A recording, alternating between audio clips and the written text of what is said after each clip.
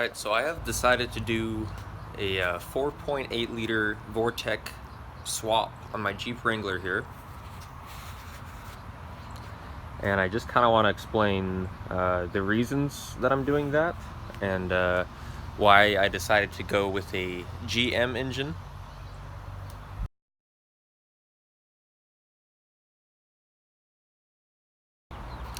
Alright, so the initial reason that I'm swapping my Wrangler is because as you can see, I have the 2.4 liter here, and on cylinder 2 through the piston you can see oil control ring here. So essentially I was just about 50 miles north of Spokane, going freeway miles, doing about 55, trying to get to 60, but I just can't get to 60 with these tires. They're a 33-inch tire, and so in my opinion what had happened there is I had spark knock occurring, which is essentially detonation at an inopportune time in the stroke of the piston.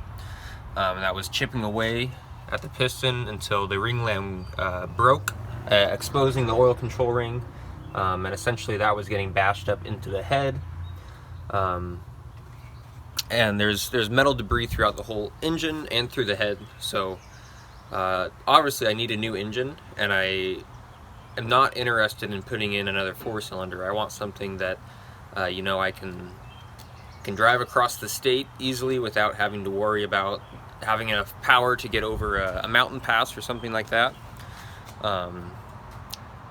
So I started looking at maybe just swapping in the inline 6 Jeep 4-liter,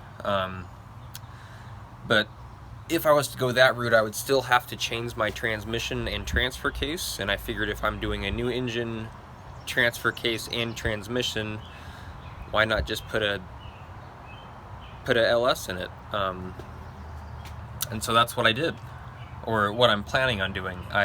This morning I have ordered a 4.8 liter ready-to-run package from a company in California, and they provide a custom wiring harness and a pre-flashed ECU, and that wiring harness also includes what I need to control my radiator fans. Whatever radiator and fans I end up doing, the computer is gonna switch them on and off for me, and it's also the harness is set up to run a 4L60 four-wheel drive transmission. So I'm really excited.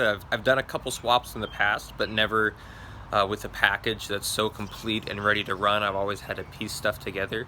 So I'm really excited to see just how much easier a package like this makes a conversion. And I plan on documenting the process well, hopefully just to share any information that might be useful.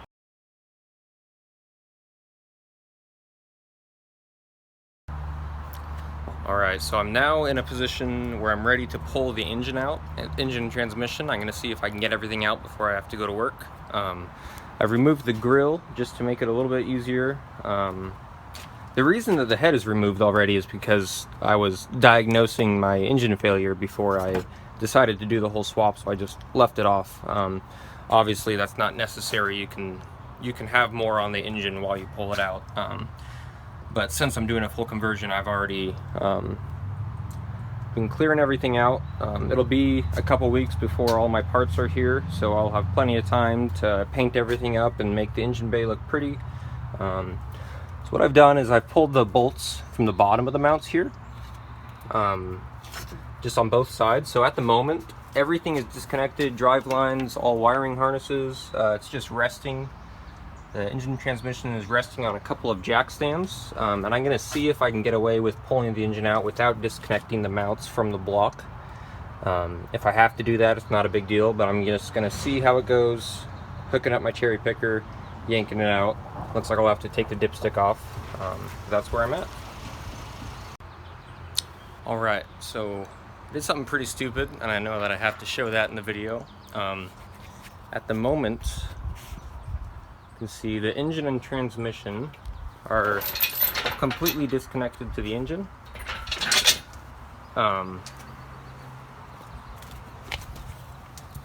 I actually have it laying on my creeper here.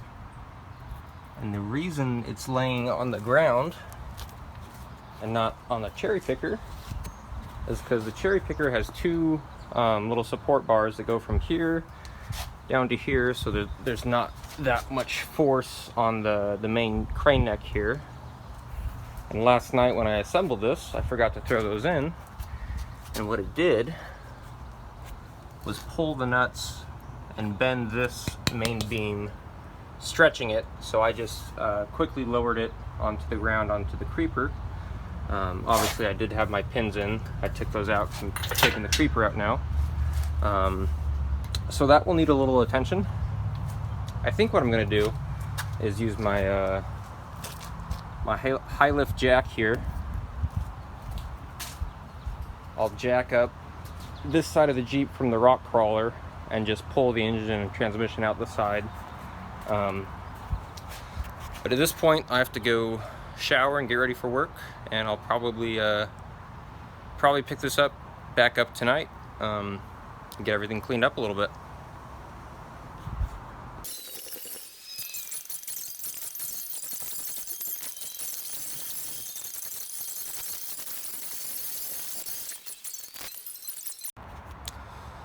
Alright, so it is now tomorrow.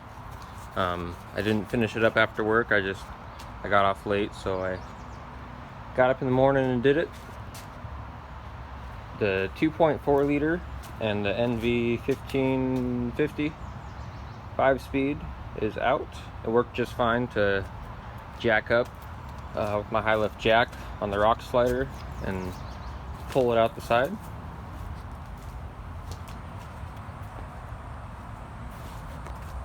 So now my next step, I'm going to be take this rubber out of here and cut off the factory mounts off the frame reel.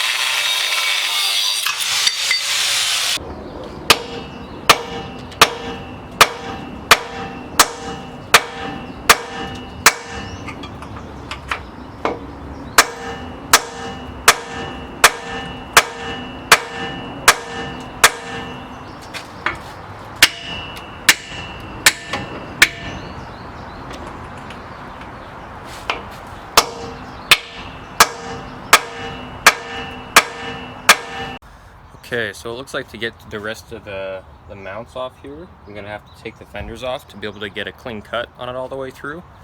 I don't really want to take the fenders off right now, so what I did in the meantime is I pulled my throttle pedal out because I'm going to be moving to a GM drive-by-wire setup. So this isn't going to do any good to me unless I wanted to transfer the sensors, which I don't think would be a very fun or easy process. So I'll just be running a GM throttle pedal. I just unbolted the clutch master cylinder from the inside of my old throttle cable here, which is now useless to me. And I should be able to take the rest of my clutch assembly stuff out of here, because I will no longer be needing a clutch. So one thing that I didn't think about that I thought would be good to mention is that this here is my clutch pedal safety switch. For like starting a manual transmission vehicle, you need to have the clutch pedal depressed, and this is the sensor that notifies your computer that the clutch pedal is fully depressed. So to disconnect that, there's two little, let's see, there's two little clips here. They just go in, and you can slide this little lock out, and you should be able to back that sensor No, it's attached like that. So it unclips, and then you can remove all the linkage. Cool. So I'm depending on how I send my power to my S-terminal wire to the starter, I'm either going to have to bypass this so I don't have to mess with my ignition wiring. So I'll probably just bypass that and lock it in the start position. Yeah, I'll probably end up doing that.